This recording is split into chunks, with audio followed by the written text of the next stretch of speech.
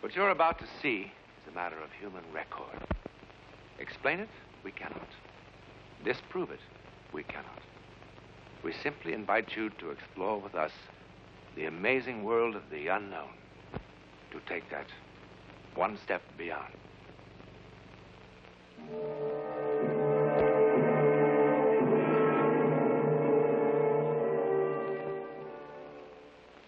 What you're about to see has haunted the minds of men for 40 years.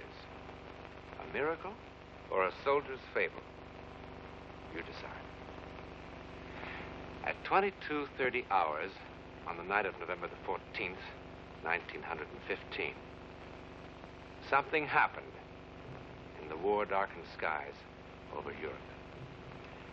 It was seen by a British mortar unit here in Flanders. It was by a Russian sentry on the East Prussian front. It interrupted the maneuvers of an Italian infantry company here. It was observed by an Allied reconnaissance plane over the English Channel. Thousands of soldiers from all the nations of Europe ultimately were involved. But in the beginning, there were only 4.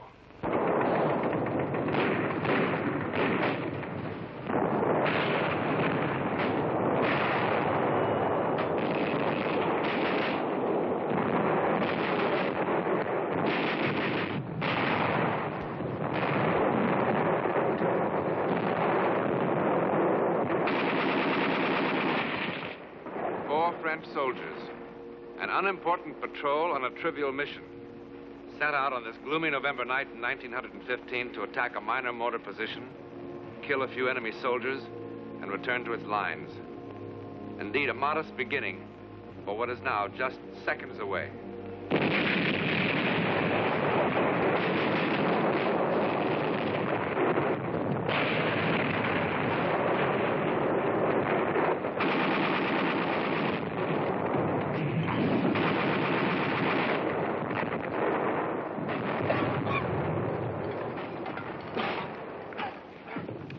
Think of all the pleasant things a man of my sensitivity could be doing tonight.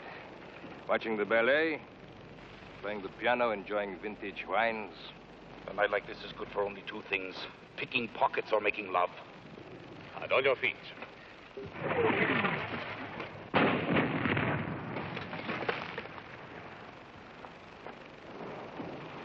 On your stomach, on your feet, on your stomach, on your feet.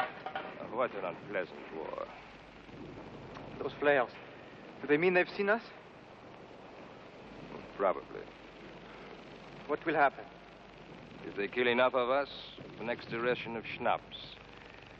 If we kill enough of them, perhaps they let us take a bath. It must be strange to kill for the first time. Strange. Actually, I enjoy it.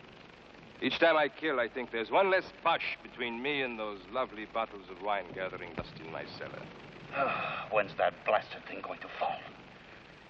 Probably hanging from a parachute. Where do you see a parachute? How can it just hang there? It's so bright. Come on. Burn up. Fall.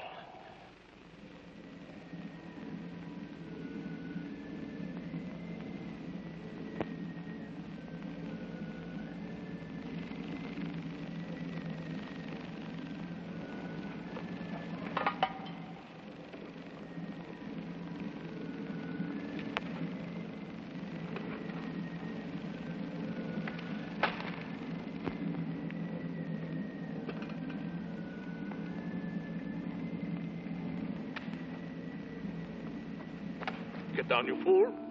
Get down, you'll get your heads blown off. Come back here.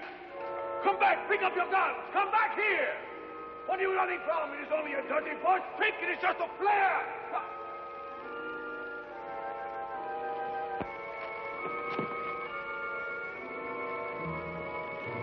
Oh, my God. My God.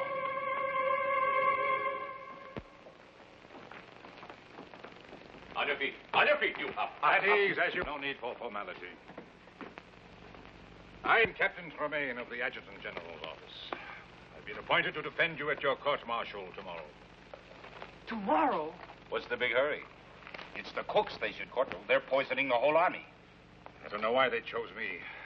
My practice was civil law. What do I know about a mess like this?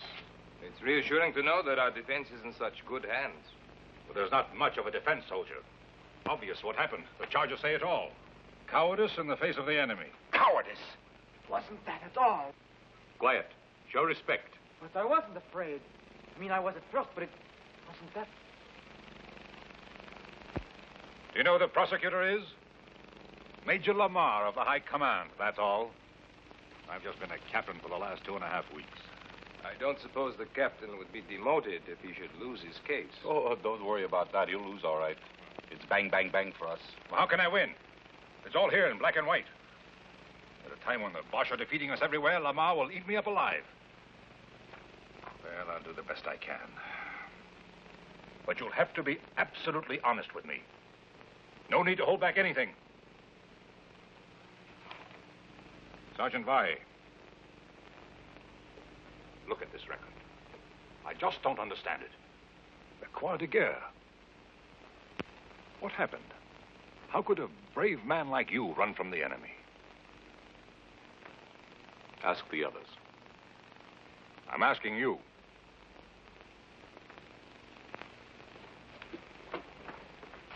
Look, they're going to make an example of you men. That's why they're doing it so fast. Don't you understand that? Sir, ask the others. I really don't want to ask any of you. I don't like to defend cowards. Why do you call us cowards? What did you want us to do? At first I was blinded by the light. I couldn't see anything. And then I wasn't in the shell hole anymore. I wasn't. I was home. Home? Yes. I was home. No, it wasn't my imagination. I was really there. It was morning. I was in the kitchen. Mama was pouring milk for breakfast. And Papa was putting on his working shoes and talking about the day's work. My little sister was there. And through the window I could see the sun, the way it hit the fields. And a flock of birds. I was home. And I was happy. And then I felt the rifle in my hand, and I thought, what am I doing with this? So I threw it away. I was home.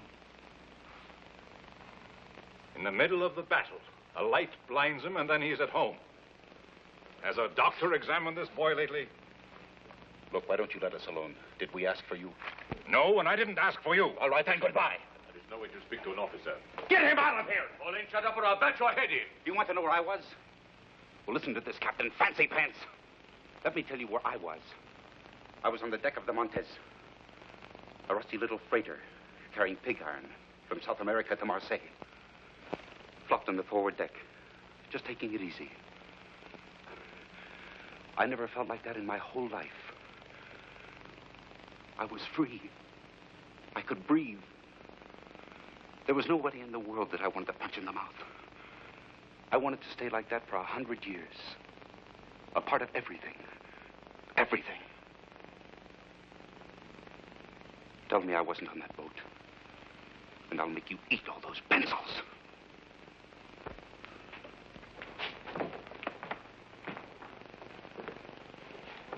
I'm sorry, sir, but what can you expect in today's army? When that flare burst, I really didn't see a thing. Well, that's better. Then why did you run? Somehow the air had changed. It had become soft and warm like a summer's night. In November? Oh, Logic told me it was freezing cold. And yet I felt a warm breeze on my face, and my feet were no longer cold. And the air was suddenly filled with all sorts of remarkable scents. Tangerines, night flowers, dust, the way it settles after it's been watered down. And I think even incense. The kind my aunt used to burn under her favorite saints in church. Feast the voters after the stink of war. I felt an exaltation, a love of life. And the gun in my hand suddenly, well, it suddenly felt obscene.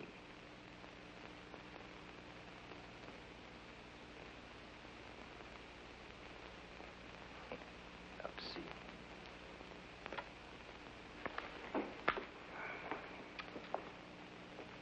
Sergeant, sometimes on a patrol, it's no secret, the men take along a little brandy in their canteens to keep warm. Ha! Now we were all drunk. You're all talking like drunks. Nobody had a drop. What did you see, Sergeant? I'm going to look like the world's biggest fool. I was in the kitchen. Mama was pouring milk. I was on a freighter, carrying pig iron. Like incense my aunt used to burn under her favorite saint. They'll laugh me right out of the courtroom.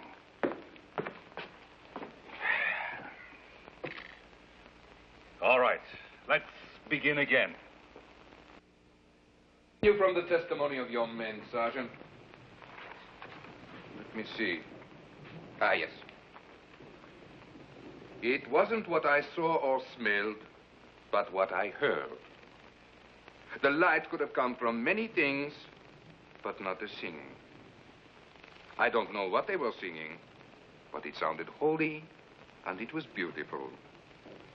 I started walking to where I could hear the voices better. Now, all this would be hilarious as a music hall sketch. But within the sound of enemy guns, I find the humor rather hollow. And I am more than a little surprised that the defense counsel would insult the intelligence of this court by introducing such trash as evidence. It's what the men told me. And what does the sergeant say? What did the sergeant see, hear, or smell? I heard the Bosch cannon and machine gun.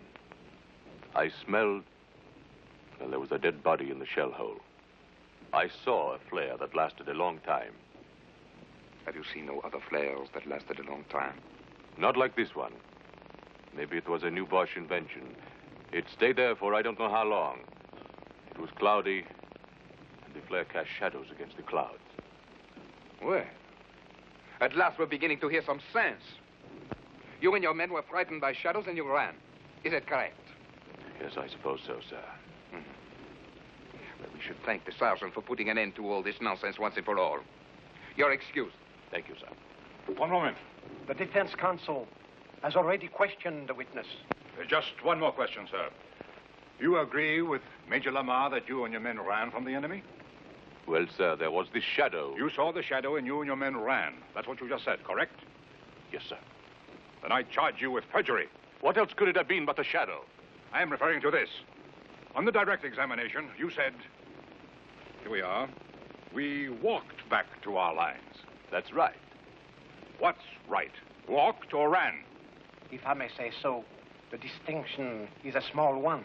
Sir, these men are on trial for showing cowardice in the face of the enemy. A coward does not walk. Walking made them heroes? Would you have the courage to walk across a battlefield? I beg your pardon, sir. I know that I would not have such courage. I admit I am as confused as anyone by the testimony of these prisoners. When I first talked to them, I thought they were trying to make a fool of me. And what made the captain change his mind? Nothing, but that there's an incredible sincerity about these men. It has been my experience that men on trial for their lives are always incredibly sincere. Nevertheless, I insist that the records show that they walked. That the aforementioned soldiers are guilty of having shown cowardice in the face of the enemy. And by a unanimous vote, this court condemned them to the penalty of death by shooting, as provided for by the Code of Military Justice. This court is adjourned. Aye. Face. All right. Look.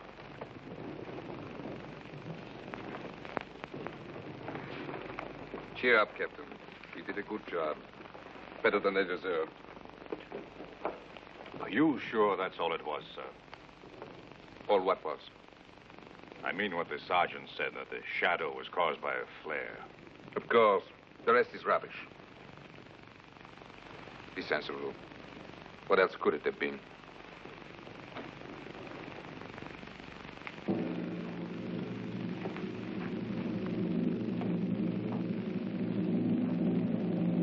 What else could it have been?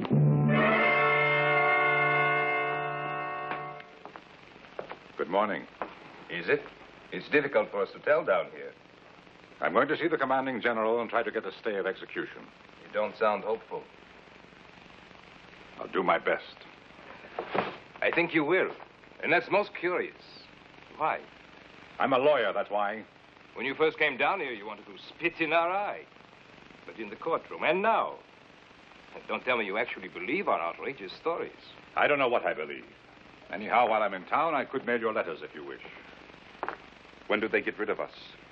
It's scheduled for 1400 hours. No letters, Sergeant?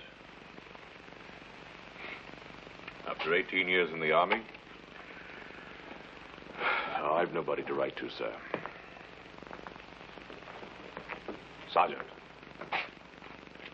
is that all it was? Just a shadow?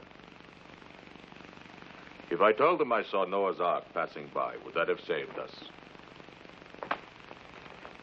No, I suppose not. Oh, Captain, you could do me a favor. When you go into town, you could get me a bottle of good cognac. Something really first rate, I mean. I would like to have one last taste of first rate cognac.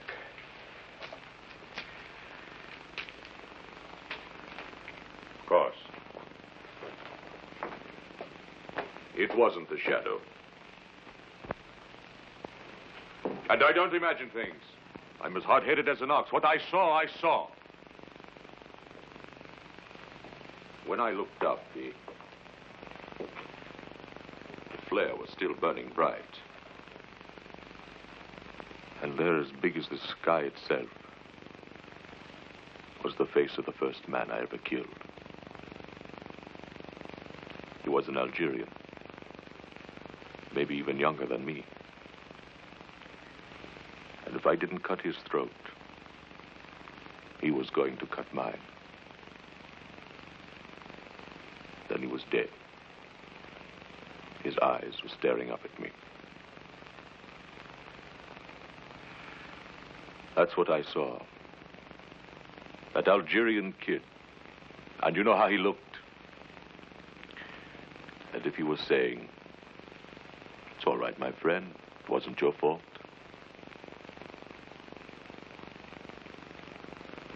That didn't make me feel any better about it.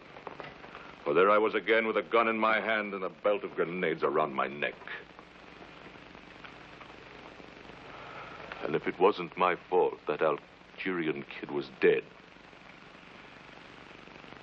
well, then whose fault was it? You think I would say something like that in court and let them laugh at me, too?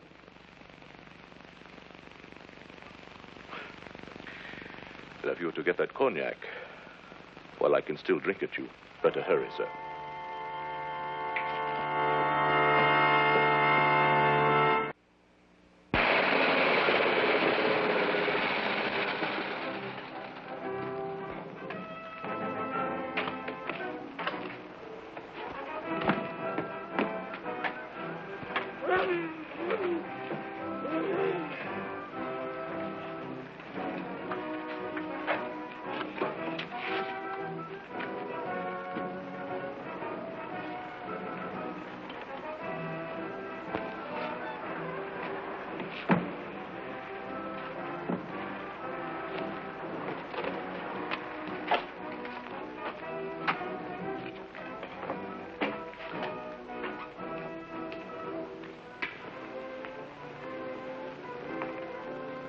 Could the captain spare a cigarette?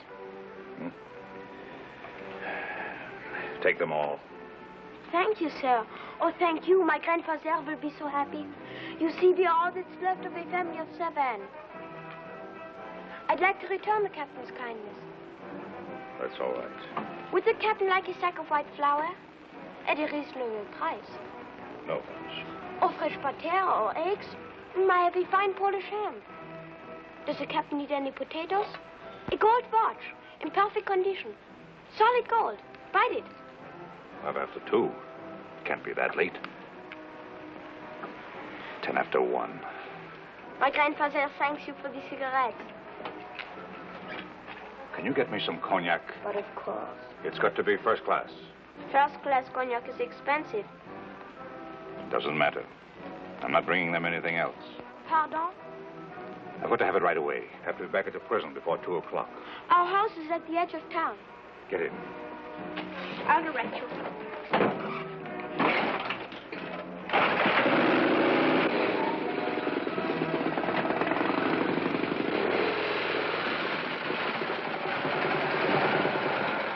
The Bosch are just a few kilometers behind those woods. So pretty soon you'll be able to sell them potatoes and ham and butter. I am learning a few German words. It's a difficult language. I'm sure. The cognac is in the cellar. I'll get it.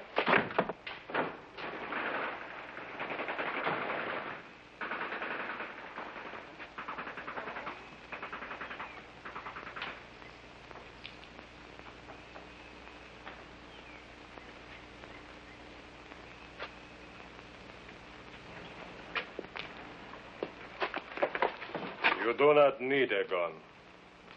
I threw mine in the river. I've been walking through the trees for I don't know how long. I'm tired. Very tired.